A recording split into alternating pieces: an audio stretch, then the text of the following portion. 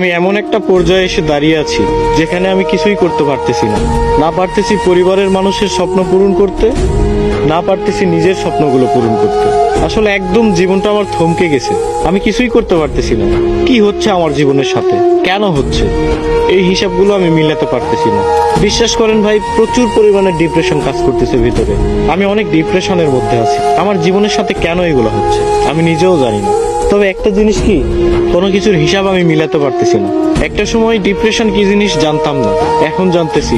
তবে একটা কথা মাথায় রাখবেন, ডিপ্রেশন বিভিন্ন ধরনের হয়।